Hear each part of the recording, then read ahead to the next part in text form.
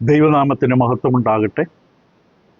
ക്രിസ്തീയ വിശ്വാസ തെളിവുകൾ എന്ന പഠന പരമ്പരയുടെ 14ാമത്തെ അവതരണത്തിലാണ് നാം ഇപ്പോൾ എത്തി നിൽക്കുന്നത്. ക്രിസ്തീയ വിശ്വാസ തെളിവുകൾ. കഴിഞ്ഞ പാഠത്തിൽ ഇപ്രകാരമൊരു പഠനത്തിനുള്ള എതിർപ്പുകളെ കുറിച്ച് കണ്ടു. ഈ പഠനത്തിന് ചില എതിർപ്പുകളുണ്ട്. 4 എതിർപ്പുകളാണ് നമ്മൾ കണ്ടത്. ഒന്ന്, ദൈവവചനത്തെ പ്രതിരോധിക്കേണ്ട കാര്യമില്ല. ദൈവവചനത്തെ പ്രതിരോധിച്ച് സംരക്ഷിച്ച് നിർത്തേണ്ട ആവശ്യമില്ല. അക്കൂട്ടർ റോമലേഖനം 1:16 മറ്റും ഉപയോഗിക്കാം. സുവിശേഷത്തെക്കുറിച്ച് എനിക്ക് ലജ്ജയില്ല എന്ന് അപ്പോസ്തലൻ പറഞ്ഞ വാക്ക്. പക്ഷെ അതേ അപ്പോസ്തലൻ തന്നെ വ്യക്തമായിട്ട് റോമാലേഖനത്തിൻ്റെ 10-ാം അധ്യായത്തിൻ്റെ 14-ാം വാക്യത്തിലും 17-ാം വാക്യത്തിലും വ്യക്തമായിട്ട് പറഞ്ഞു, വിശ്വാസം കൂടാതെ ദൈവത്തെ പ്രസാദിപ്പിക്കാൻ കഴിയില്ല എന്ന് എബ്രായലേഖൻ പറഞ്ഞതുപോലെ ദൈവത്തെ വിളിച്ചപേക്ഷിക്കണമെങ്കിൽ വിളിച്ചപേക്ഷിക്കുന്ന ദൈവത്തിൽ വിശ്വാസം വേണം. ദൈവമുണ്ട് എന്നുള്ള യഥാർത്ഥമായ അടിസ്ഥാന വിശ്വാസമില്ലാതെ വിളിക്കാൻ പറ്റില്ല. നമ്മുടെ മുമ്പിൽ ഒരാളുണ്ടെങ്കിലേ അദ്ദേഹത്തിൻ്റെ പേര് പറഞ്ഞ് വിളിക്കാൻ പറ്റൂ. അപ്പോൾ അതുകൊണ്ട് അത് വളരെ ആവശ്യമാണ്. ദൈവത്തെക്കുറിച്ചുള്ള യഥാർത്ഥ പരിജ്ഞാനം, ദൈവമുണ്ട് എന്നുള്ള യഥാർത്ഥമായ സത്യം, അതിനെതിരെ ആക്രമണം നടക്കുന്ന ലോകത്തിൻ്റെ നടുവിൽ ഒരു വിശ്വാസിയെ സംബന്ധിച്ചുണ്ടായിരിക്കണം. രണ്ടാമത്, ചിലരുടെ എതിർപ്പ് ദൈവത്തെ മാനുഷിക ബുദ്ധി കൊണ്ട്, മനുഷ്യൻ്റെ അന്വേഷണം കൊണ്ട് കണ്ടെത്താൻ കഴിയില്ല. കൊന്നുവരിഞ്ഞ 21-ാം വാക്യം ഉപയോഗിച്ചിട്ടാണ് ചില എതിർപ്പുകൾ ഉന്നയിച്ചത്. അവിടെയും നമ്മൾ കണ്ടു കഴിഞ്ഞു, ദൈവം തന്നെയാണ് പറഞ്ഞത്, നിങ്ങൾ എന്നെ അന്വേഷിച്ചാൽ കണ്ടെത്തും, അന്വേഷിക്കുന്ന ഏവനും കണ്ടെത്തും എന്ന് പറഞ്ഞത് കർത്താവ് തന്നെയാണ്. അപ്പോൾ ദൈവത്തെ അന്വേഷിക്കുക എന്നുള്ളത് മനുഷ്യൻ്റെ ഉത്തരവാദിത്തമാണ്. മനുഷ്യന് നൽകി തന്നിരിക്കുന്ന ജ്ഞാനവും ന്യായവും യുക്തിയും നിരീക്ഷണവും എല്ലാം ഉപയോഗിച്ചുകൊണ്ട് ചുറ്റുപാടും നൽകിയിരിക്കുന്ന തെളിവുകളിലൂടെ ദൈവമുണ്ട് എന്ന് കണ്ടെത്താൻ കഴിയുമെന്ന്, ബുദ്ധിക്ക് തെളിവായി തിരിച്ചറിയാൻ കഴിയുമെന്ന് റോമലേഖനം 1-ാം അധ്യായത്തിൽ പൗലോസ് തന്നെ പറഞ്ഞു. അതുകൊണ്ട് മനുഷ്യന് ദൈവത്തെ കണ്ടെത്താൻ കഴിയും. കാരണം ദൈവം ദൈവത്തെ വെളിപ്പെടുത്തിയിരിക്കുകയാണ് പ്രകൃതിയിലൂടെയും തിരുവെഴുത്തുകളിലൂടെയും. മൂന്നാമത്, വിശ്വാസം കൂടാതെ ദൈവത്തെ പ്രസാദിപ്പിക്കാൻ കഴിയില്ല. നമുക്ക് വേണ്ടത് വിശ്വാസം മാത്രമാണ്. വിശ്വാസം മാത്രം മതി, വേറെ ഒന്നും വേണ്ട. വേറെ ഒരു പഠനവും വേറൊരു അടിസ്ഥാന അറിവുകളൊന്നും വേണ്ട. അതും തെറ്റാണ്. ആ വാക്യം ശരിയായ രീതിയിൽ എബ്രായലേഖനം 12:6 ഉപയോഗിച്ചിരിക്കുന്ന അർത്ഥത്തിൽ നമ്മളത് മനസ്സിലാക്കുമ്പോൾ അത് കാണാൻ കഴിയും. ദൈവത്തെ അന്വേഷിക്കണം. ദൈവത്തെ സ്വഭാവങ്ങൾ മനസ്സിലാക്കിക്കൊണ്ട് വേണം ദൈവത്തെ അന്വേഷിക്കാൻ. അതാണ് ഇവിടെ ഉദ്ദേശിക്കുന്നത്. നാലാമതായി എതിർപ്പ്, ഇങ്ങനെയുള്ള പഠനത്തിൽ ഒരു ആത്മാവ് രക്ഷപ്പെടില്ല. ഭാഗികമായി ശരിയാണെന്ന് തോന്നും, പക്ഷേ യഥാർത്ഥത്തിലുള്ള രക്ഷയുടെ അനുഭവത്തിൽ വരണമെങ്കിൽ ആ വ്യക്തി തൻ്റെ ആവശ്യം ബോധ്യപ്പെടണം, താൻ അന്വേഷിക്കുന്ന ദൈവം ഉണ്ടെന്ന് ബോധ്യപ്പെടണം, കർത്താവേശു രക്ഷകനാണെന്ന് ബോധ്യപ്പെടണം, അവരെക്കുറിച്ച് സംസാരിക്കുന്ന വചനം സത്യമാണെന്ന് ബോധ്യപ്പെടണം. ഇതൊക്കെ ബോധ്യമുണ്ടെങ്കിൽ മാത്രമേ ദൈവനെ കേൾക്കാൻ തയ്യാറാവുകയുള്ളൂ. അപ്പോൾ ആ ബോധ്യം നൽകുകയാണ് ഈ പഠനത്തിൻ്റെ ഉദ്ദേശം. യഥാർത്ഥമായ രക്ഷയുടെ സന്ദേശം കേൾക്കുന്നതിന് മുമ്പ് ദൈവത്തിൻ്റെ അസ്തിത്വവും കർത്താവ് യേശുവിൻ്റെ ക്രൂസിലെ യാഗവും ക്രിസ്തു മരിച്ചെന്ന് ഉയർത്തെഴുന്നേറ്റുള്ള സത്യവുമെല്ലാം വിശ്വസിക്കാൻ ആധാരമായ തെളിവുകൾ നൽകുകയാണ് ഈ പഠനം. നമ്മൾ ചില ഉദാഹരണങ്ങൾ കണ്ടു. ദൈവം നമ്മളെക്കുറിച്ച് ആഗ്രഹിക്കും, നമ്മൾ ശരിക്കും നമ്മളെ ചുറ്റുമുള്ളതിനെ നിരീക്ഷിക്കണം, എണ്ണണം, പരിഗണിക്കണം. യോബിൻ്റെ പുസ്തകം 38-ാം അധ്യായം മുതൽ 42 വരെ യോബിൻ്റെ ദൈവം ഉന്നയിച്ച ചോദ്യങ്ങളെക്കുറിച്ച് കണ്ടു. യോബിൻ്റെ അറിവില്ലായ്മ കാണിച്ചു കൊടുത്തു. ഈ ഭൂമിയിൽ വേറൊരു മനുഷ്യനായി നീ, ഞാൻ സൃഷ്ടിച്ച് പരിപാലിച്ച് നയിക്കുന്ന നടത്തുന്ന ഭൂമിയിൽ ജീവിക്കുന്ന നീ, സംഭവിക്കുന്നതിൻ്റെ ഒന്നിൻ്റെ ന്യായം നിനക്ക് അറിയില്ല എന്ന് കാണിച്ചു കൊടുത്തു. സംഖ്യത്തിന് 8, സംഖ്യത്തിന് 19, സംഖ്യത്തിന് 33 ഇവിടെ എല്ലാ ദൈവത്തിൽ വ്യക്തമായി പറഞ്ഞു, ഞാൻ നിന്റെ കൈപ്പണിയായ ആകാശത്തെ, ചന്ദ്രനെയും നക്ഷത്രങ്ങളെ നോക്കുമ്പോൾ നോക്കണം, അന്വേഷിക്കണം. കാരണം ആകാശ ദൈവത്തിൻ്റെ മഹത്വത്തെ വർണ്ണിക്കുന്നു, ആകാശ ദൈവത്തിൻ്റെ മഹത്വത്തെ വർണ്ണിക്കുന്നു, ആകാശ വിധാനം അവൻ്റെ കൈവേലിയെ പ്രസിദ്ധമാക്കുന്നു. നമ്മൾ കാണാൻ വേണ്ടിയാണ്, മനസ്സിലാക്കാൻ വേണ്ടിയാണ്.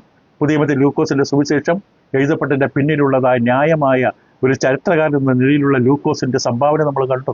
എല്ലാം സൂക്ഷ്മമായി പരിശോധിച്ചിട്ട് കൃത്യമായി ക്രമമായി എഴുതി വെച്ചു. വെറുതെ തോന്നിയ ചിന്തകൾ എഴുതി വയ്ക്കുകയല്ല. അന്ന് അവിടെ നടന്ന കാര്യങ്ങൾ സാക്ഷികളായവരിൽ നിന്ന് കിട്ടിയ വിവരം അനുസരിച്ച് പരിശോധിച്ച് വസ്തുതയാണെന്ന് ബോധ്യപ്പെട്ടതിന് ശേഷമാണ് ലൂക്കോസ് കർത്താവ് യേശുവിനെയും ക്രിസ്ത്യാനിത്വത്തെയും കുറിച്ച് എഴുതിയത് എന്ന് വ്യക്തമായി കണ്ടു. പ്രവർത്തന പുസ്തകം 2-ാം അധ്യായത്തിൽ പത്രോസിന്റെ പ്രസംഗത്തിൽ പെന്തക്കോസ്ത് നാളിൽ ദാവീദിന്റെ കല്ലറയെ സൂചിപ്പിച്ചുകൊണ്ട്, ചൂണ്ടിക്കാണിച്ചിട്ടുകൊണ്ട് ക്രിസ്തു ഉയർത്തെഴുന്നേറ്റ വിഷയം തെളിയിച്ച പത്രോസിനെ കുറിച്ച് നമ്മൾ കേട്ടു. 17-ാം അധ്യായത്തിൽ സഭത്തിൽ, എല്ലാ സഭത്തിലും പതിവുപോലെ സിനഗോഗിലേക്ക് പൊയ്ക്കൊണ്ടിരിക്കുന്ന പൗലോസ് അവിടെയുള്ള യഹൂദന്മാരോട് തിരുവെഴുത്തുകളെ ആധാരമാക്കി അവരോട് സംസാരിച്ചു. അപ്പോൾ മനുഷ്യന്റെ മുമ്പിൽ ഇങ്ങനെ തെളിവുകൾ നിരത്തുന്നത് ദൈവം ഇന്ന് ചെയ്യുന്ന കാര്യമാണ്. തെളിവുകൾ നിരത്തിക്കൊണ്ടാണ് നമ്മുടെ തീരുമാനമെടുക്കാൻ പറയുന്നത്.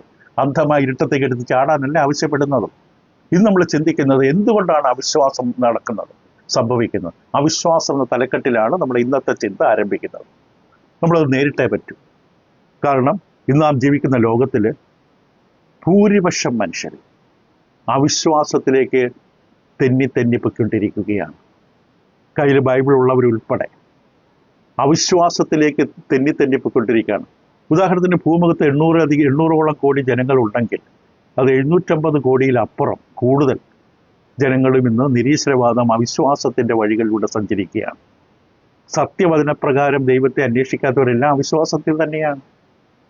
അതുകൊണ്ട് കണക്കാക്കുമ്പോൾ ഏകദേശം വലിയൊരു സമൂഹം അവിശ്വാസത്തിലേക്ക് പോയിക്കൊണ്ടിരിക്കുന്നു. വിശ്വാസം നിരന്തരം ആക്രമിക്കപ്പെട്ടുകൊണ്ടിരിക്കുന്നു. അപ്പോൾ അതിനുവേണ്ടി നാം ഒന്നും ചെയ്തില്ലെങ്കിൽ നമ്മുടെ തലമുറകൾ അവസാനിക്കും. അവിശ്വാസത്തിന് വേണ്ടി അതിനെ എതിർക്കുവാൻ ഒന്നും നാം ചെയ്തില്ല, സംഭാവന ചെയ്തില്ല എങ്കിൽ നമ്മുടെ കുടുംബം, നമ്മുടെ തലമുറകൾ അവസാനിക്കും. പിന്നെ ആരും ഒരുപക്ഷെ ഉണ്ടാകില്ല. ഇന്ന് ലോകത്തിലെ കെട്ടിപ്പടുത്തിയ അനേക ദൈവത്തെ ആരാധിക്കാൻ കൂടി വന്ന അനേക കെട്ടിടങ്ങൾ ഇന്ന് വ്യാപാര സ്ഥലങ്ങളായി മാറി, മാർക്കറ്റുകളായി മാറി, ക്ലബ്ബുകളായി മാറി, മദ്യശാലകളായി മാറി. കാരണം ഇന്ന് ആർക്കും ദൈവത്തെ വേണ്ട. അപ്പം നമ്മുടെ മനസ്സ് സംരക്ഷിക്കപ്പെടേണ്ട സമയം എത്തിയിരിക്കുന്നു. സത്യത്താൽ സംരക്ഷിക്കപ്പെടണം, സത്യത്താൽ ബലപ്പെടുത്തണം. കാരണം അവിശ്വാസത്തിൻ്റെ ആക്രമണം നിരന്തരം സംഭവിച്ചുകൊണ്ടിരിക്കുന്നു. സാമൂഹ്യ മാധ്യമങ്ങൾ ഏറ്റെടുത്തിരിക്കുന്ന പിശാച് ഏൽപ്പിച്ചൊരു ദൗത്യമാണ് ദൈവീകത്വത്തെ തകർക്കുക, സത്യത്തെ തകർക്കുക, മനുഷ്യരെ അവിശ്വാസത്തിലേക്ക് വലിച്ചു കൊണ്ടുവരിക. മനുഷ്യർ വളരെ പെട്ടെന്നാണ് ഇതിലേക്ക് ആകർഷിക്കപ്പെടുന്നത്.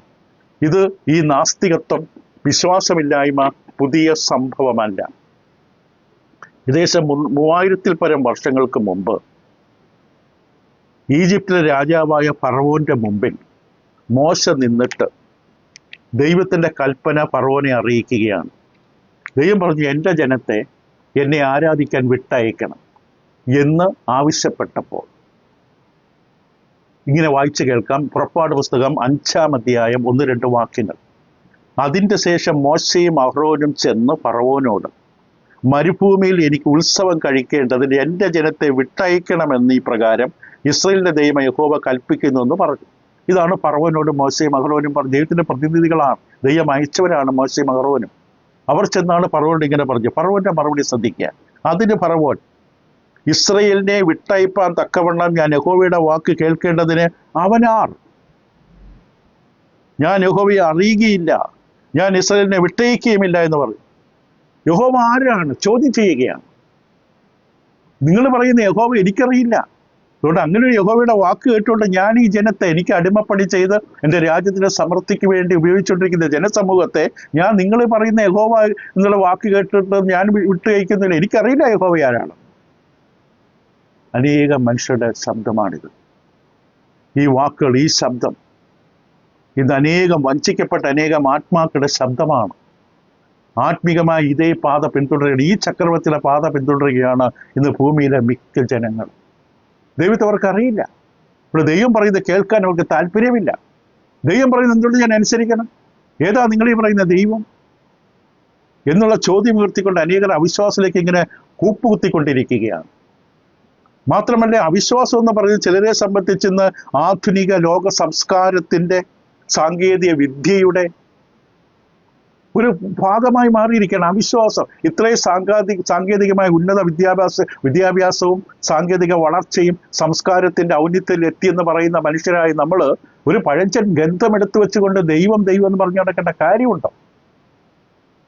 ആ തരത്തിലുള്ള ചിന്താഗതിയാണ് പ്രത്യേകിച്ച് യുവതലമുറയുടെ നടുവിൽ. അപ്പോൾ ഈ ഒരു ആധുനികമായിട്ടുള്ള ലോകത്തിൽ ഈ സംസ്കാരത്തിൻ്റെ സമ്പന്നതയുടെ ഔന്നത്യത്തിൽ നിൽക്കുന്നത് പറയുന്നവർ പരസ്യമായിട്ട് വലിയ അഹങ്കാരത്തോടും അഭിമാനത്തോടും കൂടിയാണ് ദൈവമില്ല, ഞങ്ങൾ ദൈവത്തെ വിശ്വസിക്കുന്നില്ല എന്ന് പറയാൻ താല്പര്യപ്പെടുന്നു. അപ്പം ഇത് വളരെ വ്യക്തമാണ്.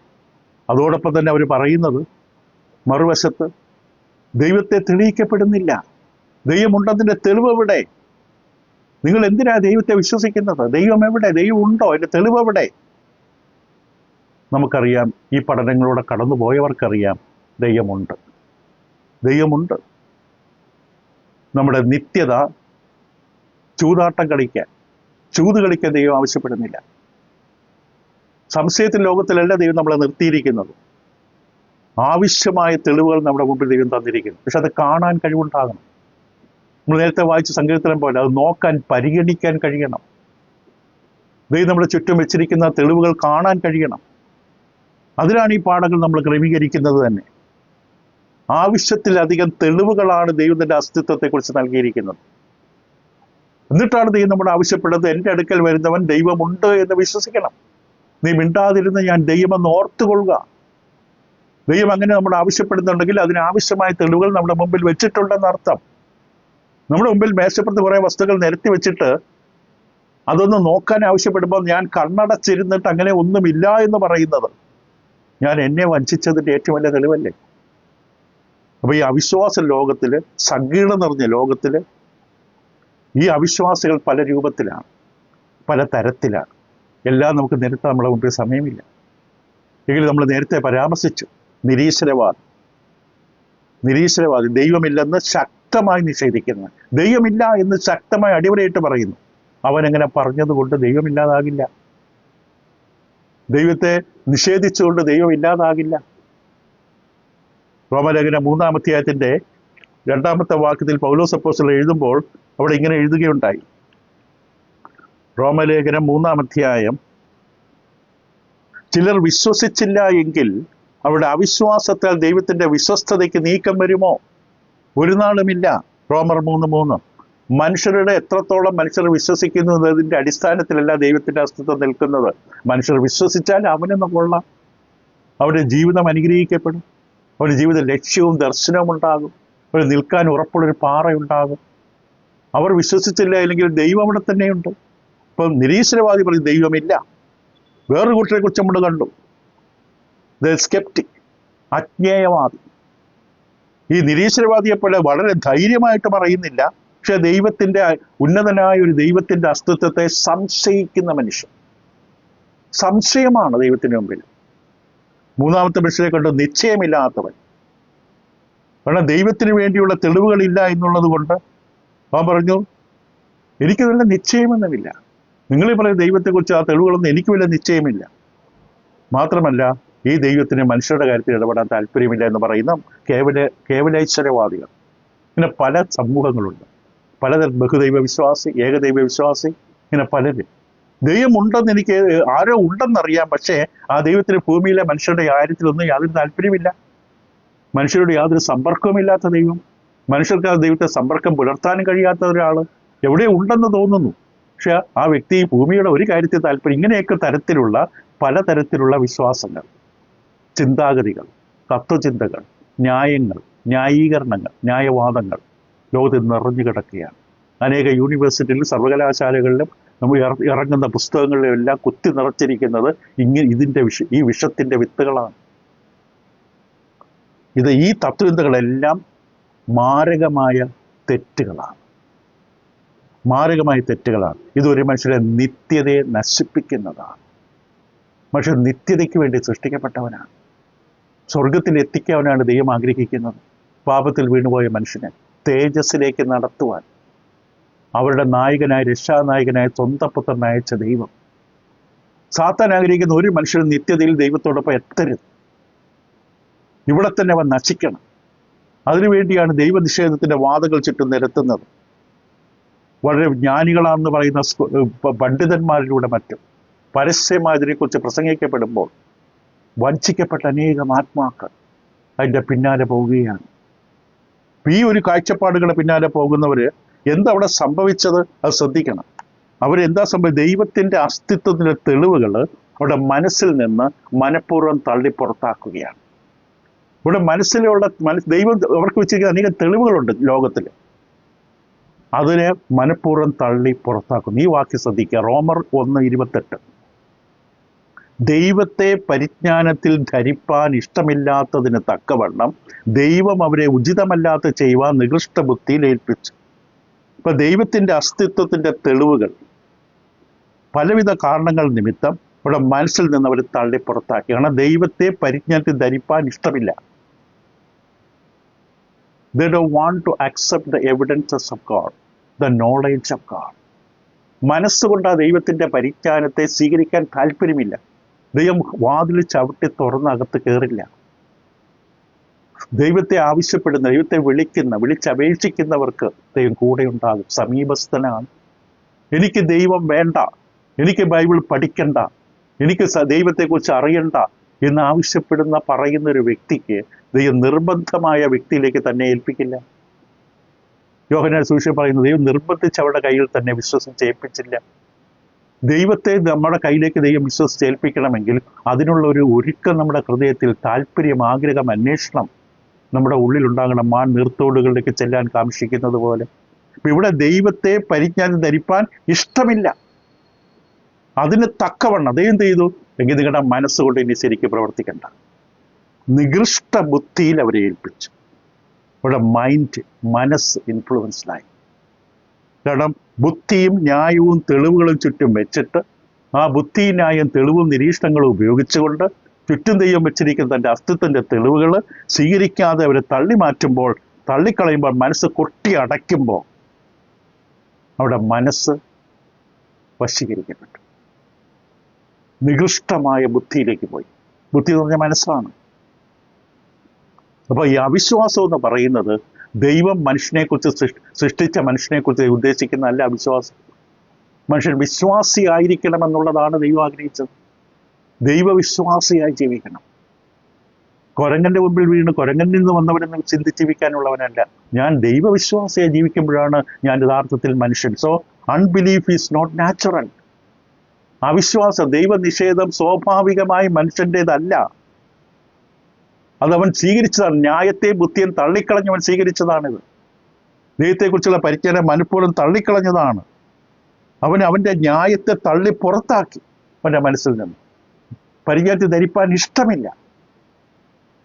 അപ്പം ദൈവത്തെ തള്ളി പുറത്താക്കി ആ ശൂന്യ സ്ഥലത്ത് ആരെങ്കിലും കയറും, അത് സംശയമില്ല. ആ ഒഴിഞ്ഞ ഭവനത്തിലേക്ക് ദുഷ്ടാത്മ ശക്തികൾ ഓടിക്കൊന്ന് കയറി. അവർക്കറിയാം ഈ സമയം നഷ്ടപ്പെട്ടാൽ, ഈ അവസരം പോയാൽ പോയി. ദൈവത്തെ മനസ്സിലാക്കാൻ, ദൈവത്തെ അന്വേഷിപ്പാൻ, ദൈവനെ വായിക്കാൻ, പഠിക്കാൻ, ആരാധിക്കാൻ താല്പര്യമില്ലാത്ത മനസ്സ് അവിടെ ആരോ കയറി ഇരിക്കുകയാണ് ആ മനസ്സിനകത്ത്. അതാണ് ഇവിടെ പറഞ്ഞ റോമർ 1:28. വിശ്വസിക്കുക മനുഷ്യന്റെ ആവശ്യമാണ്. ഇപ്പൊ സകല അസ്തിത്വത്തിന്റെയും അടിസ്ഥാനം ദൈവമാണെങ്കിൽ, പ്രവർത്തന പുസ്തകം 17:28 പൗലോസ് ആ അധ്യയന പട്ടണത്തിൽ നിന്നുകൊണ്ട് പറഞ്ഞ വാക്യമാണത്, സത്യമാണത്. പ്രവർത്തികൾ 17:28 പറഞ്ഞത്, അവനിലല്ലോ നാം ജീവിക്കുകയും ചരിക്കുകയും ഇരിക്കുകയും ചെയ്യുന്നത്. അങ്ങനെ നിങ്ങളുടെ കവിവരന്മാരിലും ചിലർ നാം അവൻ്റെ സന്താനമല്ലോ. അപ്പൊ അവനിലല്ലോ നാം ജീവിക്കുകയും ചരിക്കുന്ന മൂവ് ചെയ്യുക, ചരിക്കുകയും ഇരിക്കുകയും ചെയ്യുന്നത്. അപ്പം ദൈവത്തിലാണ് നമ്മൾ വസിക്കുന്നുണ്ടെങ്കിൽ എത്ര ന്യായമാണ്. മനുഷ്യന്റെ അടിസ്ഥാന ആവശ്യം എന്താണ്? നാം ജീവിക്കുന്ന ദൈവത്തെ വിശ്വസിക്കുക, ദൈവത്തെ കൈ മുറുകെ പിടിച്ചുകൊണ്ട് മുന്നോട്ട് പോവുക. ഈ ജീവിതപാതയിൽ എന്തെല്ലാം പ്രതിസന്ധികളും പ്രതികൂലങ്ങളും നേരിട്ടാലും നാം ആരിലാണോ ഇരിക്കുകയും ചലിക്കുകയും ജീവിക്കുകയും ചെയ്യുന്നത്, ആ ദൈവത്തിന്റെ സാന്നിധ്യം അനുഭവിച്ചുകൊണ്ട് ജീവിതത്തെ നേരിടുക. അതല്ലേ സ്വാഭാവികം, പ്രകൃതിപരമായിട്ടുള്ളത്. അപ്പോൾ അത് വളരെ വ്യക്തമാണ്. ദൈവം വ്യക്തമായി നമ്മുടെ മുമ്പിൽ കാണിച്ചു തരുന്നു. മനുഷ്യന് വാസ്തവത്തിൽ വിസ്മയകരമായ വിധം ഒരു ദൈവിക ബോധമുള്ളവനാണ്. ദൈവത്തിൻ്റെ ഛായ, ദൈവത്തിൻ്റെ കൈവിരൽ പതിഞ്ഞവനാണ് മനുഷ്യൻ. മറ്റൊരു മൃഗങ്ങൾക്ക്, ജീവജാലങ്ങൾക്ക് ഇല്ലാത്ത കഴിവും പ്രാപ്തിയുമാണ് മനുഷ്യൻ. ദൈവത്തിൻ്റെ ഛായയും ദൈവത്തിൻ്റെ സാദൃശ്യവും പരിഹരിക്കാൻ കഴിയാത്ത വിധമുള്ള ഒരു തൃഷ്ണ, ഒരു താല്പര്യം, ഒരു ഉന്നതമായ ഒരു വ്യക്തിത്വത്തിലേക്ക് മനുഷ്യൻ്റെ ഉള്ളിലുണ്ട്. എല്ലാ മനുഷ്യൻ. അതുകൊണ്ടാണ് സങ്കീർത്തനം 42 സംഗീതക്കാരൻ പറഞ്ഞത്, 63 സംഘത്തിലൊന്നോ, അധികാരത്തെ ദൈവമേ ഞാൻ നിന്നെ അന്വേഷിക്കുന്നു.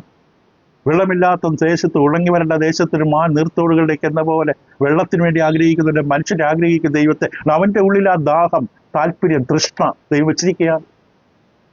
ഒരു എഴുത്തുകാരൻ ഇങ്ങനെ എഴുതിയുണ്ടായി, മനുഷ്യൻ എപ്പോഴും ഒരിക്കലും തുടച്ചു നീക്കാൻ പറ്റാത്ത ഈ തരത്തിലുള്ള ദൈവികമായ ഒന്നിൻ്റെ ആവശ്യകത ഉള്ളവനാണ്. അതൊരു വ്യക്തമായി അവനെ മൂടി നിൽക്കുന്നതാണ് അവനിലെ ആവശ്യകത. ഇതിനെയാണ് അവൻ ന്യായം കൊണ്ട്, ബുദ്ധി കൊണ്ട്, അവനെ മനസ്സുകൊണ്ട് അവനെ തള്ളി പുറത്താക്കുന്നത്. ദൈവത്തെ പരിജ്ഞാനത്തെ ധരിപ്പാൻ ഇഷ്ടമില്ല എന്ന് അവൻ പുറത്താക്കുന്നു. പക്ഷേ ദൈവത്തിൻ്റെ വചനത്തിലും അനേക ശേഷിപ്പുകൾ, പഴയകാലത്തുള്ള പല ശേഷിപ്പുകൾ, വംശശാസ്ത്രത്തിൻ്റെ തെളിവുകളിലൂടെയും ഒക്കെ കാണുന്ന ലോകത്തിലെ എല്ലാ ഗോത്രങ്ങളിലും, എല്ലാ വംശങ്ങളിലും, ജനങ്ങളിലും, ജനതതികളിലും, മനുഷ്യരാശികളുടെ എല്ലാ വിഭാഗങ്ങളുടെ ഉള്ളിൽ മനുഷ്യനാണോ, അവൻ്റെ ഉള്ളിൽ ദൈവം ഒരു ഉന്നത ശക്തി, ഉന്നത വ്യക്തി, ഉന്നതമായൊരു ഒന്നിനെക്കുറിച്ചുള്ള തൃഷ്ണ, താല്പര്യം അവൻ്റെ ഉള്ളിലുണ്ട്. പുറത്തുള്ള രൂപത്തിന് വ്യത്യാസം കാണും. കാട്ടുജാതിയാകാം, വെളുത്ത തൊലിയുള്ളതാകാം, ബ്രൗൺ നിറമാകാം, മഞ്ഞ നിറമാകാം, പൊക്കം കുറഞ്ഞതാകാം, പൊക്കം കൂടിയതാകാം, നീണ്ട മുടിയാകാം, ചുരുണ്ട മുടിയാകാം. പ്രകൃതി ബാഹ്യ പ്രകൃതികൾക്ക് മാറ്റമുണ്ട്. പക്ഷെ മനുഷ്യൻ അടിസ്ഥാനമായി മനുഷ്യനാണ്. എല്ലാ മനുഷ്യർക്കും ഹൃദയമുണ്ട്. അത് തേടുന്നത് ദൈവത്തെയാണ്. ദൈവത്തെ കണ്ടെത്തുന്നവരെ മനുഷ്യൻ അസ്വസ്ഥനാണ്. സത്യദൈവത്തെ കണ്ടെത്തിയെങ്കിൽ മറ്റു പല രൂപങ്ങളും വിഗ്രഹങ്ങളും ഒക്കെ അകത്ത് കയറും. വന്യമൃഗങ്ങളും ഇഴജന്തുക്കളും ഒക്കെ അകത്ത് കയറും. ഹൃദയത്തിൽ ദൈവത്തിൻ്റെ സ്ഥാനത്ത് കയറിയിരിക്കും. അവിടെ ദൈവത്തെ അന്വേഷിക്കണം. അന്വേഷിക്കുമ്പോൾ ദൈവത്തിനറിയാം ഇവൻ എന്നെ അന്വേഷിക്കുകയാണ്. അന്വേഷിച്ച ദൈവം അവന് വെളിപ്പെടുത്തും. നമ്മൾ ഷണ്ണൻ്റെ കാര്യം നമുക്കറിയാം. പ്രവർത്തന പുസ്തകം 8-ാം അധ്യായം. ദൈവം തേടി നടക്കുന്ന മനുഷ്യന് ദൈവം ഒരു ദൈവദാസനിലൂടെ സത്യസുവിശേഷം കേൾപ്പിച്ചു കൊടുക്കും. ദൈവത്തിനറിയാം ആരാണ് തേടുന്നത് തന്നെ. വെള്ളത്തിനു വേണ്ടി നിലവിളിച്ചതായ റബേക്ക് നമുക്കറിയാം. എന്ന് പറഞ്ഞതുപോലെ ശ്രദ്ധിക്കുക, എന്തുകൊണ്ടാണ് മനുഷ്യർ ദൈവ വിരോധികളാകുന്നത്, നിരീശ്വരവാദത്തിലേക്ക് ചേക്കേറുന്നത്? ആ വിഷയം കൂടെ നമുക്ക് പറഞ്ഞ് അവസാനിപ്പിക്കാം. എന്തുകൊണ്ടങ്ങനെ സംഭവിക്കുന്നു? നമ്മൾ കണ്ടു, ദൈവനിഷേധം, നാസ്തികത്വം, ദൈവമില്ലെന്ന് പറയുന്നത് സ്വാഭാവികമല്ല. മനുഷ്യനെക്കുറിച്ച് ദൈവം വെച്ചിട്ടുള്ള ഒന്നല്ല. പിന്നെ എന്തുകൊണ്ടാണ് അനേകർ അവിശ്വാസികളായി മാറിയത്? ഭൂരിപക്ഷം ജനങ്ങൾ ഭൂമിയിലുള്ളവർ അവിശ്വാസികളാണ്. പല സർവ്വകളും നമ്മൾ പലപ്പോഴും കേട്ടിട്ടുണ്ട്. ഭൂമിയിലുള്ള മിക്ക രാജ്യങ്ങളും ഒരിക്കൽ ദൈവം, അതേ എന്തുമാകട്ടെ, വഴിതെറ്റിയ അന്വേഷണമാകാം എങ്കിലും ദൈവത്തിൻ്റെ ജനമെന്ന്, ദൈവവിശ്വാസത്തിലുള്ള ജനമെന്ന്, രാജ്യമെന്ന് അറിയപ്പെട്ട മിക്ക രാജ്യങ്ങളും 85% രാജ്യങ്ങളെല്ലാം ഇന്ന് നിരീശ്വരവാദത്തിലാണ്. ഇവിടുത്തെ ഏറ്റവും പ്രബലമായ വിശ്വാസം നിരീശ്വരവാദമാണ്. ഒരിക്കൽ 60, 70, 80 വർഷങ്ങൾക്ക് മുമ്പ് ദൈവത്തെ അന്വേഷിച്ച ദൈവവിശ്വാസത്തിൽ പിൻപറ്റിയ ഒരു ജനസമൂഹം ഇന്ന് നിരീശ്വരവാദത്തിലാണ്. എന്തുകൊണ്ടാണ് ഇങ്ങനെ സംഭവിച്ചത്? ലോകനാശത്തിലേക്ക് പോകുന്നതിൻ്റെ സൂചനയാണെങ്കിൽ പോലും ഇതിൻ്റെ പിന്നെ കാരണമുണ്ടാകണമല്ലോ. നമ്മൾ കേട്ടു, ഒരു ശബ്ദമുണ്ടെങ്കിൽ എൻ്റെ പിന്നെ ഒരു കാരണമുണ്ടല്ലോ. എന്തുകൊണ്ടാണ്? ചില കാരണങ്ങൾ മാത്രം പറയുന്ന 4 കാരണങ്ങൾ മാത്രം നമുക്ക് അവതരിപ്പിക്കാം. മുന്നിലുള്ള പഠനങ്ങളിൽ അറിയാതെ നമ്മൾ ചിലപ്പോൾ ഈ കാരണങ്ങൾ നമ്മുടെ പഠനത്തിൽ വരിക തന്നെ ചെയ്യും. ദൈവനിഷേധത്തിൻ്റെ, ദൈവമില്ല എന്ന് പറയുന്ന ആ നിഷേധത്തിൻ്റെ വിത്ത് ഒരു വ്യക്തിയുടെ ജീവിതത്തിൽ വളരെ പണ്ട് തന്നെ, ചെറുപ്പത്തിന് കാലത്തിന് മുമ്പ് തന്നെ, കുഞ്ഞിലേ മുതലേ ആ വിത്ത് മനസ്സിൽ വിതയ്ക്കപ്പെടാം. ഏറ്റവും അപകടകരമായ ഈ സംഭാവന നൽകുന്നത് സ്വന്തം മാതാപിതാക്കൾ തന്നെയാണ്. ഒരു കുട്ടിയുടെ ഹൃദയത്തിലെയും മനസ്സിലേക്കും ദൈവനിഷേധത്തിൻ്റെ, ദൈവമില്ലെന്ന് പറഞ്ഞ ആ കുട്ടിയെ ജീവിതത്തിൽ തീരുമാനമെടുക്കുന്നതിന് വേണ്ടി ആ കുട്ടിക്ക് പിന്നീട് കഴിയുന്നുണ്ടെങ്കിൽ അതിനുള്ള കാരണം, ആ വിത്ത് വിതച്ചതിൻ്റെ ഉത്തരവാദിത്വം ഈ മാതാപിതാക്കൾക്കുണ്ട്. കാരണം മാതാപിതാക്കൾ ദൈവം അവരെ പരമേൽപ്പിച്ച കൃത്യങ്ങൾ ശരിക്ക് കൈകാര്യം ചെയ്യില്ല. അത് ഉപേക്ഷ വിചാരിച്ചു കൃത്യവിലോപം നടത്തി. എങ്ങനെ? മാതാപിതാക്കൾ എന്ന നിലയിൽ ജീവിച്ചില്ല. അധികാരത്തെ ഭയപ്പെടണമെന്നുള്ള ചിന്ത കുട്ടികളുടെ മനസ്സിൽ നിന്ന് പോയി. അവിടെ കൺമുമ്പിൽ കിടന്നാണ് മാതാപിതാക്കൾ വഴക്ക് പിടിക്കുന്നതും ശണ്ടയിടുന്നതും തല്ലുന്നതും മാന്തിപ്പറിക്കുന്നതും. ഇത് കണ്ടു വളരുന്ന കുട്ടികൾ. മാതാപിതാക്കൾ അവരുടെ തെറ്റുകളെ കൃത്യസമയത്ത് കണ്ടെത്തി ശാസിക്കാതിരിക്കുമ്പോൾ, അപ്പനോടങ്ങനെ സംസാരിക്കാൻ പാടില്ല, അമ്മയോടങ്ങനെ പെരുമാറാൻ പാടില്ല എന്ന് മാതാപിതാക്കൾ കുട്ടികളെ കൃത്യമായി പരിശീലിക്കാതിരിക്കുമ്പോൾ, കുട്ടികളുടെ മനസ്സിൽ മാതാപിതാക്കൾ ഒരു മാതൃകയുള്ള വ്യക്തിത്വങ്ങളായി കാണപ്പെടാതിരിക്കുമ്പോൾ, എല്ലാ മനുഷ്യരും ഒരു മാതൃക തേടുന്നവരാണ്. ഇവിടെ ജീവിതം അനുകരിക്കാൻ ഇഷ്ടപ്പെടുന്ന മാതൃകകൾ തേടുന്നവരാണ്. കുഞ്ഞിലെ അവർ അപ്പൻ്റെയും അമ്മയുടെയും ഡ്രസ്സും സാരിയൊക്കെ എടുത്ത് അവരെ പോലെ അണിഞ്ഞൊരുങ്ങാൻ, നടക്കാൻ, സംസാരിക്കാൻ ഇഷ്ടപ്പെടുന്നവരാണ്. അവിടെ മുമ്പിൽ ഒരു മാതൃകയാകേണ്ടവരാണ് മാതാപിതാക്കൾ. അത് മാതാപിതാക്കൾ പരാജയപ്പെടുമ്പോൾ ഈ കുഞ്ഞുങ്ങളുടെ മനസ്സിൽ നിന്ന് ഒരു മാതൃകയുടെ രൂപം മാറുകയാണ്. അതോറിറ്റി ഫിഗർ അതില്ലാതെ പോവുകയാണ്. കാരണം അവരെ സ്നേഹത്തിൽ ശാസിച്ച്, തെറ്റുകളെ ചൂണ്ടിക്കാണിച്ച്, അവർക്ക് ബഹുമാനിക്കേണ്ടവരെ ബഹുമാനിക്കാൻ പഠിപ്പിക്കുന്ന ഒരു അന്തരീക്ഷത്തിൽ വളർന്ന കുട്ടികളാണെങ്കിൽ അവർക്ക് ആ കുട്ടികളുടെ ജീവിതത്തിൽ അനുഗ്രഹമുണ്ടാകും. ബാലൻ നടക്കേണ്ടുന്ന വഴിയിൽ അവനെ അഭ്യസിപ്പിച്ചാൽ അത് വൃദ്ധനായാലും മാറില്ല. പക്ഷെ ഈ സ്ഥാനങ്ങൾ മാറിയാൽ, അപ്പനപ്പഴ ജോലി ചെയ്യാതിരിക്കുക, അപ്പനെന്ന നിലയിൽ കുട്ടികളെ സ്നേഹിക്കുകയും പരിപാലിക്കുകയും കേൾക്കുകയും മടിയിലിരുത്തുകയും താലോലിക്കുകയും പല്ലാളിക്കുകയും ഒക്കെ ചെയ്യേണ്ട കടമകൾ ചെയ്യാതിരിക്കുമ്പോൾ അവർ പറയുന്നത് കേൾക്കാൻ സമയമില്ലാതിരിക്കുമ്പോൾ, തിരക്കിൻ്റെ പേരിൽ പറഞ്ഞ് മറ്റു പലതൊന്നും ഒഴിഞ്ഞു ഉത്തരവാദിത്തങ്ങൾ കൃത്യവിലോപം നടത്തുമ്പോൾ ഈ കുട്ടി പതുക്കെ പതുക്കെ മാതാപിതാക്കളെ എതിർക്കാൻ തുടങ്ങും, അവരോട് മത്സരിക്കാൻ തുടങ്ങും. വീട്ടിൽ തുടങ്ങിയ മത്സരം സ്കൂളിലെത്തും, സ്കൂളിൽ നിന്ന് കോളേജിലെത്തും, കോളേജിൽ നിന്ന് ജോലി സ്ഥലത്തെത്തും. അവസാനം ഏറ്റവും വലിയ പരമാധികാരി ദൈവത്തെക്കുറിച്ച് പറയുമ്പോഴും അവർക്ക് വിരോധവും മത്സരവും ദേഷ്യമുണ്ടാകും. കാരണം അധികാരവർഗത്തെ എതിർക്കുവാനുള്ള ചിന്ത കുഞ്ഞിലെ മനസ്സിലിട്ടത് മാതാപിതാക്കളാണ്. മാതാപിതാക്കൾ കൃത്യവിലോപം നടത്തി. അപ്പനും അമ്മയും എന്ന നിലയിൽ അവരെ വളർത്തുന്ന വ്യക്തികൾ ആ കാര്യങ്ങൾ പഠിപ്പിച്ചില്ല. അപ്പനെയും അമ്മയെ ബഹുമാനിക്കുക. ബൈബിൾ മനോഹരമായി എഫേസ്യ ലേഖനത്തിൽ പൗലോസ് അപ്പോസ്തലൻ പറഞ്ഞിട്ട് ഒരു വാക്യമുണ്ട്. എഫേസ്യ ലേഖനം 6-ാം അധ്യായത്തിലെ പൗലോസിന്റെ വാക്കുകൾ ഇപ്രകാരമായിരുന്നു. ഇവിടെ പറഞ്ഞ മക്കളെ, നിങ്ങളുടെ അമ്മയപ്പന്മാരെ കർത്താവിൽ അനുസരിപ്പിൻ, അത് ന്യായമല്ലോ. എന്നിട്ട് എന്തുകൊണ്ട് നിനക്ക് നന്മയുണ്ടാകുവാനും നീ ഭൂമിയിൽ ദീർഘായുസോടിരിപ്പാനും നിന്റെ അപ്പനെയും അമ്മയും ബഹുമാനിക്കുക എന്നുള്ളത് വാഗ്ദത്വത്തോടു കൂടി ആദ്യ കൽപ്പനയാണ്. ഇതൊരു ദൈവവാഗ്ദാനമുള്ള കൽപ്പനയാണ്. ദൈവത്തിന് തെറ്റുപറ്റില്ല. ഒരു കുഞ്ഞ് വളർന്നു വരുമ്പോൾ അപ്പനും അമ്മയുടെ അന്തരീക്ഷത്തിൽ അവരുടെ സ്നേഹത്തിന്റെ ഊഷ്മളതയിൽ വളർന്ന കുട്ടിയുടെ അനുഗ്രഹമാണത്. ഇത് നഷ്ടപ്പെട്ട കുട്ടി മോഹഭംഗത്തിലാണ്, നിരാശയിലാണ്. അവൻ്റെ ഉള്ളിൽ നാസ്തികത്വത്തിൻ്റെ, ദൈവമില്ല എന്നുള്ള വിഷയത്തിൻ്റെ ചിന്തകൾ, വിത്തുകൾ അവിടെ ഇടപെടുകയാണ്. ആ വ്യക്തിയുടെ മനസ്സിൽ, ആ കുഞ്ഞിൻ്റെ മനസ്സിൽ മാതാപിതാക്കൾ ഒരു മാതൃകയാകാതിരിക്കുമ്പോൾ ജീവിതത്തെക്കുറിച്ച് അവരെ സംശയിക്കും. സംശയദൃഷ്ടിയോടുകൂടി മനുഷ്യകുലത്തെ നോക്കും. ദൈവത്തെക്കുറിച്ച് കേൾക്കുമ്പോൾ അവർക്ക് ഒരിക്കലും താല്പര്യം തോന്നില്ല. ദൈവത്തെ പിതാവ് എന്നൊക്കെ കേൾക്കുമ്പോൾ, അമ്മ തന്നെ കുഞ്ഞിനെ മറന്നാലും ഞാൻ നിന്നെ മറക്കില്ല എന്ന് ദൈവത്തെക്കുറിച്ച് നമ്മൾ കേൾക്കുമ്പോൾ ആ കുട്ടിയുടെ മനസ്സിൽ വല്ലാത്ത വേദനയുണ്ടാകും. അപ്പോൾ അവരുടെ ജീവിതത്തിൽ ഫിലോസഫി എടുത്ത് പഠിച്ചാലും ശാസ്ത്രം എടുത്ത് പഠിക്കുന്നതിന് മുമ്പ് തന്നെ, കോളേജിലേക്ക് പോയി യൂണിവേഴ്സിറ്റിയിലേക്ക് പോയി ഇതൊക്കെ പഠിക്കുന്നതിന് മുമ്പ് തന്നെ മനസ്സിൽ നിന്ന് ദൈവത്തിൻ്റെ ചിത്രം പോയി. കുഞ്ഞിലെ കൊടുക്കേണ്ടതായിരുന്നു തിമോഥെയോസിൻ്റെ അമ്മയും വലിയമ്മയും ചെയ്തതുപോലെ. കുഞ്ഞിലെ കുഞ്ഞുങ്ങൾക്ക് ദൈവത്തെക്കുറിച്ചുള്ള സത്യം, സർവജ്ഞാനിയായ സ്നേഹിക്കുന്ന കരുണയുള്ള ദൈവത്തിൻ്റെ ചിത്രം കൊടുക്കേണ്ടതാണ്. അവർക്കുള്ള ഏറ്റവും വലിയ വിദ്യാഭ്യാസം. വിദേശത്ത് വിട്ടവരെ പഠിപ്പിക്കുന്നതിലൊന്നും അല്ല, ദൈവഭക്തരായി വളർത്തുന്നവരാണ്.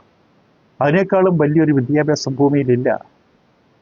അവർ ദൈവത്തെ അറിയുന്നവരായി വളർത്തുക, അതാണ് ഏറ്റവും വലിയ വിദ്യാഭ്യാസം.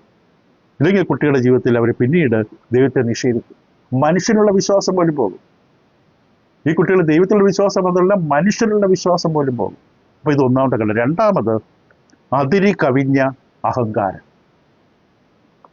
അതിരി കവിഞ്ഞ അഹങ്കാരം എന്ന് പറഞ്ഞാൽ ചില മനുഷ്യർ അവരെ ദൈവമായിട്ട് കാണുന്നവരാണ്. ഞാൻ തീരുമാനിക്കും, എൻ്റെ ഇഷ്ടം. നിങ്ങളാരും ചോദിച്ചോണ്ട് ഈ തരത്തിലുള്ള സമീപനങ്ങൾ ചില മനുഷ്യരെ അവിശ്വാസത്തിലേക്ക്, ദൈവമില്ലാത്ത അവസ്ഥയിലേക്ക് എത്തിക്കും. കാരണം മനുഷ്യൻ അവൻ്റെ തന്നെ യജമാനനാണ് എന്ന നിലയിലാണ് നിരീശ്വരവാദികളും തത്വചിന്തകന്മാരും മറ്റും അവതരിപ്പിക്കുന്നത്. നിന്റെ ജീവിതം നീ തീരുമാനിക്കും. ഈ ഒരു പ്രസ്താവനയാണ് എല്ലാവരും കയറി പിടിക്കുന്നത്. നിന്റെ ജീവിതം നീ തീരുമാനിക്കും. എത്ര അബദ്ധമാണ് ആ തീരുമാനം, ആ പ്രസ്താവന. നമ്മുടെ ജീവിതമല്ല ഇത്. ദൈവം നമുക്ക് ജീവിക്കാൻ നൽകിത്തുന്ന ജീവിതമാണിത്. അത് ദൈവത്തെ അറിഞ്ഞ് ജീവിക്കാനുള്ളത്. എല്ലാത്തിൻ്റെ സാരം ദൈവത്തെ ഭയപ്പെട്ടിട്ട് കൽപ്പനയെ പ്രമാണിക്കുന്ന ജ്ഞാനിയായ ശലോമോൻ ദൈവത്തിന് ജ്ഞാനം കിട്ടിയതിന് ശേഷം കണ്ടെത്തിയിട്ട് തൻ്റെ ലേഖനം ഉപസംഹരിച്ചുകൊണ്ട് പറഞ്ഞു, ദൈവത്തെ ഭയപ്പെട്ടവൻ്റെ വഴികളിൽ നടക്കുക. അതാണ് മനുഷ്യർക്ക് ദൈവം ആഗ്രഹിക്കുന്നത്. ഇപ്പോൾ ലോകം കണ്ട വലിയ ക്രൂരനായ ഒരു ഭരണാധികാരിയെന്ന് അഡോൾഫ് ഹിറ്റ്ലറെ പോലും സ്വാധീനിച്ച മനുഷ്യനാണ് ഫ്രെഡറിക് നീഷെ എന്ന് പറയുന്ന തത്വചിന്തകൻ. ഇത് പറഞ്ഞ് എല്ലാവരും ദൈവങ്ങളാണെങ്കിൽ ഞാനും ദൈവമാണ്. ചില ഭരണാധികാരികൾ, ചക്രവർത്തിമാർ അവരെ സ്വയം ദൈവമെന്ന് കണ്ടിട്ടുണ്ട്. റോമൻ സാമ്രാജ്യത്തിൽ ഭരണാധികാരികൾ അവരെ ദൈവമെന്ന് കണ്ടുകൊണ്ട് ജനങ്ങളോട് ആരാധിക്കാൻ ആവശ്യപ്പെട്ടവരാണ്. ഇത് ക്രൂരമായ ഈ ഭരണ സംവിധാനം, ക്രൂരമായ ഈ കാഴ്ചപ്പാട് ചെറിയ അവിശ്വാസത്തിലേക്കാണ് തള്ളിവിട്ടത്. കാരണം അതിരി കവിഞ്ഞ അഹങ്കാരം, അവരെ സ്വയം ദൈവങ്ങളായി പ്രഖ്യാപിക്കുന്ന അവസ്ഥ. മൂന്നാമത്തെ കാരണം, ദൈവത്തെ നിഷേധിക്കാനുള്ള മറ്റൊരു കാരണം, ധാർമ്മിക ഉത്തരവാദിത്വം ഇല്ലാതിരിക്കുന്നതാണ് അവർക്ക് താല്പര്യം. ആരോടും കണക്ക് കൊടുക്കണ്ട, ഞാൻ ആർക്കും കണക്ക് കൊടുക്കേണ്ട കാര്യമില്ല, എനിക്കെൻ്റെ ഇഷ്ടം പോലെ ജീവിക്കണം. ഓൾഡസ് ഹക്സ്ലി എന്ന് പറയുന്ന ഇംഗ്ലീഷ് സാഹിത്യത്തിലെ പ്രസിദ്ധനായ ഒരു മനുഷ്യൻ, അദ്ദേഹം പറഞ്ഞത്, ജീവിതത്തിന് അർത്ഥമുണ്ടെങ്കിൽ നമ്മുടെ ജീവിതത്തിൽ അവസരം ദൈവത്തോട് കണക്ക് കൊടുക്കേണ്ടി വന്നാൽ എനിക്ക് ലൈംഗിക സ്വാതന്ത്ര്യം കിട്ടില്ല. എൻ്റെ അതിരുവിട്ട കുഴഞ്ഞു മറിഞ്ഞ ലൈംഗിക ജീവിതത്തിന് ഈ വിഷയങ്ങൾ തടസ്സമാണ്. റോമൻ സാമ്രാജ്യത്തിലെ കാലഘട്ടത്തിലെ ഒരു സ്ത്രീക്ക് 35 ഭർത്താക്കന്മാർ, ഒരു പുരുഷന് 42 ഭാര്യമാർ, ഇങ്ങനെയുള്ള സംവിധാനങ്ങളൊക്കെ ആയിരുന്നു. ആരും ആരോടും കണക്ക് ചോദിക്കുന്നില്ല, ഒരു നിയമമില്ലാത്ത പോലെ. ദൈവമെന്ന അവസ്ഥയുണ്ടെങ്കിൽ ഇതൊക്കെ നടക്കില്ല. കണക്ക് പറയേണ്ടി വരും ദൈവത്തോട്. അതുകൊണ്ട് തന്നെയാണ് സങ്കീർത്തനക്കാരൻ വളരെ വ്യക്തമായിട്ട് 19-ാം സങ്കീർത്തനം, അത് തന്നെ 53-ാം സങ്കീർത്തനത്തിലും കാണാം. 14-ാം സങ്കീർത്തനം 14-ാം സങ്കീർത്തനത്തിന്റെ 1-ാം വാക്യത്തിൽ പറയുന്ന സത്യം 53-ാം സങ്കീർത്തനം 1-ാം വാക്യത്തിലും കാണാം. എന്താണ് ആ സത്യം? ദൈവമില്ല എന്ന് മൂഢൻ തൻ്റെ ഹൃദയത്തിൽ പറയുന്നു. എന്നിട്ട് അടുത്ത സെന്റൻസ് എന്താണ്? അവർ വഷളന്മാരായി മ്ലേച്ഛത പ്രവർത്തിക്കുന്നു, നന്മ ചെയ്യുന്നവനാരുമില്ല, ദൈവത്തെ അന്വേഷിക്കുന്ന ബുദ്ധിമാനുണ്ടോ എന്ന് കാണുവാൻ ദൈവം സ്വർഗത്തിൽ നിന്ന് മനുഷ്യപുത്രന്മാരെ നോക്കുന്നു. എല്ലാവരും വഴിതെറ്റി ഒരുപോലെ കൊളരാത്തവരായി തീർന്നു, നന്മ ചെയ്യുന്നവനില്ല, ഒരുത്തൻ പോലുമില്ല. നീതികേട് പ്രവർത്തിക്കുന്നവരെ ആരും അറിയുന്നില്ലല്ലോ, അപ്പം തിന്നുന്നത് പോലെ അവർ എൻ്റെ ജലത്തെത്തുന്നു. അപ്പം ദൈവമില്ല എന്ന് പറയുന്ന കാരണം എന്താണ്? ഈ വഷളത്തരത്തിൽ ജീവിക്കണം. നാളെ ദൈവം എൻ്റെ പ്രവർത്തികൾ ഞാൻ ശരീരത്തിലിരിക്കുമ്പോൾ ചെയ്ത് നല്ലതാകിലും തീയതാകിലും അതിന് തക്കവണ്ണം ദൈവത്തിന് മുമ്പിൽ നിൽക്കേണ്ടി വന്ന് കണക്ക് പറയേണ്ടി വരുമെന്ന് ഞാൻ വിശ്വസിച്ചാൽ പേടിക്കും, ഞാൻ ഭയപ്പെടും. ഞാൻ ഒരു വാക്ക് പറയുമ്പോൾ, പറയാൻ പാടില്ലാത്ത വാക്ക് പറയുമ്പോൾ, ചിന്ത ഉണ്ടാകുമ്പോൾ, പുസ്തകം വായിക്കുമ്പോൾ, റീല് കാണുമ്പോൾ, മൊബൈൽ പരിശോധിക്കുമ്പോൾ, കാണാൻ പാടില്ലാത്ത കണ്ടാൽ നാളെ ഇതിൻ്റെ പേരിൽ കണക്കുണ്ടാകുമെന്നും എൻ്റെ മനസ്സിനെ അത് ബാധിക്കുമെന്ന് ബോധ്യമുണ്ടെങ്കിൽ ജീവിതം അതിൽ നിന്ന് മാറ്റി നിർത്തും. ഏറ്റവും എളുപ്പവഴി എന്താണ്? ദൈവമില്ല, എൻ്റെ ജീവിതത്തെ ചോദ്യം ചെയ്യാൻ ആരുമില്ല, എൻ്റെ ജീവിതം എൻ്റെ ജീവിതം, ഞാൻ എൻ്റെ ഇഷ്ടം പോലെ ജീവിക്കും. അപ്പം ഈ ഒരു കാരണം അനേകരെ അവിശ്വാസത്തിലേക്ക് തള്ളിയിടും. കാരണം ധാർമ്മികമായി സ്വതന്ത്രരായി ജീവിക്കണം, ആരോടും കണക്ക് പറയണ്ട. ഇപ്പോൾ അവിശ്വാസത്തിൽ പോയ എളുപ്പമാണ്. ദൈവമൊന്നുമില്ല, ഒരു ദൈവമില്ല, ഒരു പാട്ടുമില്ല, ഒരു പ്രാർത്ഥനയില്ല, ഒരു ആരാധനയുമില്ല, ഒരു ന്യായവിധിയില്ല, ഒന്നുമില്ല. ഇഷ്ടംപോലെ ജീവിക്കാം, ഈ ഭൂമിയിൽ തന്നെ അടിച്ചു പൊളിച്ച് ജീവിക്കാം, തിന്നുക, കുടിക്കുക, ആനന്ദിക്കുക എന്ന തത്വചിന്ത ഉണ്ടാകുന്ന അവിടെയാണ്. 4-മതായിട്ട് ചിലർ അവിശ്വസിക്കുമ്പോഴുള്ള കാരണം അവിടെ കൺമുള്ളവരെ ബഹുമാനിച്ച, സ്നേഹിച്ച, വിശ്വാസത്തിലാണെന്ന് വിചാരിച്ചിരുന്ന പലരും പെട്ടെന്ന് പ്രഭാതത്തെ നിലംപതിക്കും. പെട്ടെന്ന് അവർ കപടമായിരുന്നുവെന്ന്, അവർ മ്ലേച്ഛതയും കള്ളത്തരവും ഉള്ളവരാണെന്ന് പെട്ടെന്ന് തിരിച്ചറിയും. എന്തെങ്കിലും ഒരിക്കൽ പൊളിയും. സത്യമല്ലെങ്കിൽ സത്യം മാത്രമേ നിൽക്കുകയുള്ളൂ. അഗമാലിയിൽ പറഞ്ഞുവല്ലേ, മാനുഷികമാണെങ്കിൽ താനേ തകരും, നമ്മൾ തകർക്കണ്ട. പക്ഷെ ദൈവികമാണെങ്കിൽ തകർക്കാൻ പറ്റില്ല.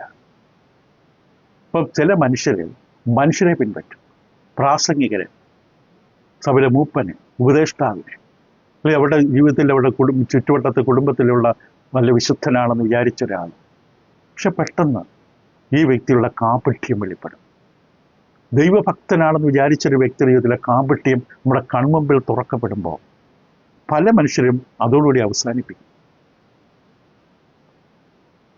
വിശ്വസ്തരാണെന്ന് വിചാരിച്ച ഒരു മനുഷ്യരിൽ നമ്മൾ വെച്ചിരുന്ന ആശ്രയം തകരും. ദൈവം ഇതിൽ വളരെ വ്യക്തമായിട്ട് ഇത് പറയുന്നുണ്ട്. 25-ാം സങ്കീർത്തനത്തിന്റെ 19-ാം വാക്യത്തിൽ സങ്കീർത്തനക്കാരൻ ഇങ്ങനെയാണ് പറഞ്ഞത്, 25:19, എൻ്റെ ശത്രുക്കളെ നോക്കണമേ. സദൃശ്യവാക്യം 25:19. സദൃശ്യവാക്യം 25:19 സദൃശ്യവാക്യം ജ്ഞാനിയായ ശലോമോനോട് എഴുതപ്പെട്ട സദൃശ്യവാക്യത്തിൽ അതിൻ്റെ 25-ാം അധ്യായം 19-ാം വാക്യം പറയുന്നത്, കഷ്ടകാലത്ത് വിശ്വാസപാതകനെ ആശ്രയിക്കുന്നത് മുറിഞ്ഞ പല്ലും ഉളുക്കിയ കാലും പോലെയാകുന്നു. വിശ്വാസപാതകൻ, വിശ്വാസം തള്ളിക്കളഞ്ഞ മനുഷ്യൻ, ആ മനുഷ്യൻ ഇപ്പം വിശ്വാസമൊക്കെ തള്ളിക്കളഞ്ഞു. കഷ്ടകാലത്ത് അവനെ ആശ്രയിച്ചാൽ മുറിഞ്ഞ പല്ല് പോലെയാണ്, ഒടിഞ്ഞ കാല് പോലെയാണ്, ആശ്രയിക്കില്ല. അതുകൊണ്ട് നമ്മൾ മനസ്സിലാക്കേണ്ടത് 118-ാം സങ്കീർത്തനത്തിൻ്റെ 8-ാം വാക്യം പറയുന്നത് വളരെ പ്രധാനപ്പെട്ട ഒരു ചിന്തയാണ്. അനേകം ആൾക്കാർക്ക് അറിവില്ലായ്മ കൊണ്ട് സംഭവിക്കുന്നതാണ് മനുഷ്യരുടെ ഭാഗത്ത് കാണുന്ന പിഴവുകൾക്ക് ദൈവത്തെ കുറ്റപ്പെടുത്തുക. നമ്മൾ ആശ്രയിച്ച, സ്നേഹിച്ച, വിശ്വസിച്ച, ബഹുമാനിച്ചിരുന്ന വ്യക്തികൾ കൺമുമ്പിൽ ചില്ലുകൊട്ടാനം പോലെ തകർന്നു വീഴുമ്പോൾ, ഇവിടെ കാപട്യവും കപടതയും ഒക്കെ വെളിപ്പെടുമ്പോൾ ദൈവത്തെ അല്ല പഴിക്കേണ്ടത്. ദൈവം അതിന് കാരണക്കാരനല്ല, അത് അവരുടെ ജീവിതത്തിലെ പരാജയമാണ്. അവർ ദൈവങ്ങളുടെ ബന്ധത്തിൽ വന്ന പരാജയമാണ്. 118-ാം സങ്കീർത്തനത്തിന്റെ 8-ാം വാക്യത്തിൽ മനുഷ്യനിൽ ആശ്രയിക്കുന്നതിനേക്കാൾ യഹോവയിൽ ആശ്രയിക്കുന്ന നല്ലത്. താഴോട്ട് വരും, പ്രഭുക്കന്മാരിൽ ആശ്രയിക്കുന്നതിനേക്കാൾ യഹോവയിൽ ആശ്രയിക്കുന്ന നല്ലത്. മനുഷ്യരിൽ ആശ്രയിക്കരുത്. സ്നേഹിക്കണം, ബഹുമാനിക്കണം, കരുതണം, പരിപാലിക്കുക ചെയ്യണം. പക്ഷെ ആശ്രയിക്കുന്ന ദൈവത്തെ ആയിരിക്കണം. നമ്മുടെ കൂടെയുള്ളവരെ ആകാം, അവരെ ആശ്രയിക്കരുത്. ആശ്രയിക്കേണ്ട ദൈവത്തെയാണ്. അപ്പൊ അതിൻ്റെ പേരിൽ ദൈവത്തെ കുറ്റപ്പെടും. ദൈവമല്ല ഒരു കുറ്റക്കാരൻ. അവരുടെ ജീവിതം തകർന്ന് അനേകം ആൾക്കാർ പഴയ കാലത്തും പുതിയ കാലത്തൊക്കെ നമുക്ക് കാണാം. കർത്താവിൻ്റെ സഭയിൽ ദൈവത്തിൻ്റെ മക്കളുടെ കൂട്ടത്തിൽ തന്നെ അനേകർ കാണും. തീർച്ചയായും നല്ല ചെടിയുടെ കൂടെ ഉണ്ടാകും. അവരെ നോക്കിക്കൊണ്ട് നമ്മൾ വളരാതിരിക്കരുത്, നമ്മുടെ വിശുദ്ധി കളയരുത്. നമ്മുടെ കൂടെയുള്ള പലരും ചിലപ്പോൾ നമ്മൾ വിചാരിക്കുന്ന പോലെ ആത്മീയമായ താല്പര്യം കാണിക്കില്ല. അതിൻ്റെ പേര് പറഞ്ഞാൽ നമ്മുടെ ജീവിതം തകർക്കരുത്. നമ്മുടെ ബന്ധുക്കളാകാം, ചാർച്ചക്കാരാകാം, അവർ ചിലപ്പോൾ അറിവില്ലായ്മ കൊണ്ടാകാം. അവരെക്കുറിച്ച് നമുക്ക് അറിയില്ല അവരെന്തുകൊണ്ടാണെന്ന്. അപ്പോൾ ഇവിടെ ഇതാണ് പ്രധാനമായിട്ട് മിക്കവരും നിരീശ്വരവാദത്തിലേക്ക് പോകാനുള്ള കാരണങ്ങൾ. പ്രധാനപ്പെട്ട ചില കാരണങ്ങൾ, ഇതുമായിട്ട് ബന്ധപ്പെട്ട അനേക കാരണങ്ങൾ കണ്ടെത്താൻ പറ്റും. ഇനി വളരെ പ്രധാനപ്പെട്ട മറ്റൊരു കാരണം കൂടി പറയാം. ഒരു വിഷയത്തിൻ്റെ ആരംഭമാണത്. അനേകം ആൾക്കാരെ സംബന്ധിച്ച് വിശ്വാസത്തോട് താല്പര്യമില്ലാതെ പോകുന്നത്, ദൈവത്തെക്കുറിച്ച് കേൾക്കാൻ ഇഷ്ടമില്ലാതെ പോകുന്നത് ഇവിടെ കൺമുമ്പിൽ കാണുന്ന തിന്മയും ദുഷ്ടതയും വേദനകളും കഷ്ടതകളും യാതനകളുമാണ്. നമ്മുടെ ചുറ്റുമുള്ള അനേകം വേദനകളും കഷ്ടതകളും യുദ്ധവും യുദ്ധക്കെടുതികളും, വളരെ പ്രായമെത്താത്ത പെൺകുട്ടികളെ ദുരുപയോഗിക്കുക, നശിപ്പിക്കുക, തകർക്കുക, ഇങ്ങനെയുള്ള നമുക്ക് പറയാൻ പോലും ബുദ്ധിമുട്ടായ കാര്യങ്ങളുണ്ട്. സമൂഹത്തിൽ മനുഷ്യരുടെ നടുവിൽ മനുഷ്യരെന്ന് പറയുമ്പോൾ ലജ്ജിക്കേണ്ട വിധത്തിൽ നടക്കുന്ന കാര്യങ്ങൾ. ഇതൊക്കെ ചൂണ്ടിക്കാണിച്ചുകൊണ്ട് ചോദിക്കും, നിങ്ങൾ ഈ പറയുന്ന ദൈവ സ്നേഹമുള്ളവനും കരുതലുള്ളവനും ദയവുള്ളവനും മനസ്സിലുള്ളവനും ഒക്കെയാണെങ്കിൽ എന്തുകൊണ്ട് നമ്മുടെ ലോകത്തിൽ ഇത് നടക്കുന്നു? ദൈവമുണ്ടെങ്കിൽ ഇത് നടക്കുമോ? ദൈവമില്ല എന്നുള്ളൊരു ഏറ്റവും വലിയ തെളിവല്ലേ ഇത് എന്നാണ് അവരുടെ വാദം. പലർക്കും ഉത്തരമില്ല.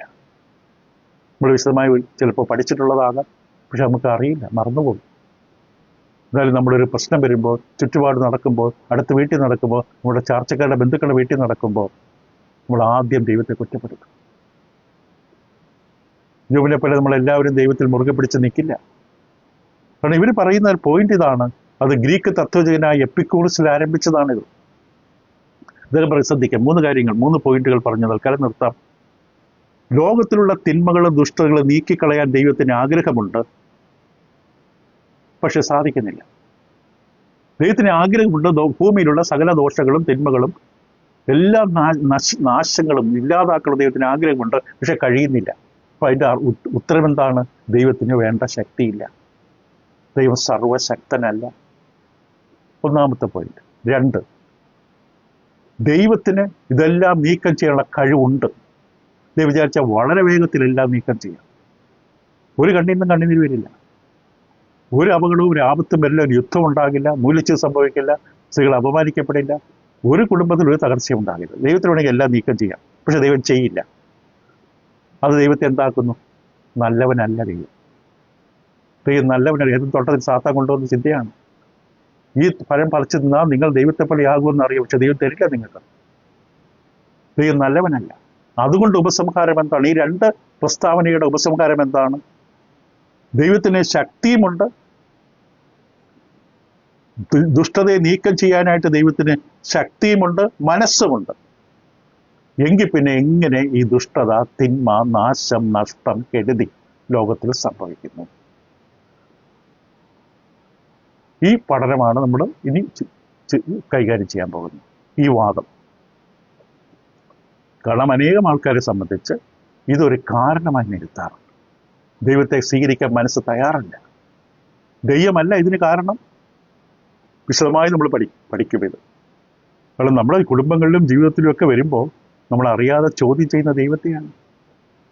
യോബിന്റെ ഭാര്യയ്ക്ക് അറിവില്ലായ്മ കൊണ്ട് സംഭവിച്ചു. ചിലപ്പോൾ 10 മക്കൾ നഷ്ടപ്പെട്ടുള്ള വേദന ഉണ്ടാകാം. ഇനിയും ദൈവത്തെ മുറുകെ പിടിച്ചുകൊണ്ടിരിക്കണം, ഇനിയും നീ പള്ളിയിൽ പോകണം, ഇനിയും നീ ബൈബിൾ വായിക്കണം. ഇത്രയൊക്കെ സംഭവിച്ചില്ലേ നിനക്ക്? നമ്മൾ ഒരുപക്ഷെ ഇത് കേട്ടിട്ടുണ്ടാകാം, നമ്മൾ പറഞ്ഞിട്ടുണ്ടാകാം. ഇതിനെക്കുറിച്ച് നമുക്ക് അടുത്ത ദിവസങ്ങളിൽ ചിന്തിക്കാം. ദൈവം നിങ്ങളെ സഹായിക്കട്ടെ.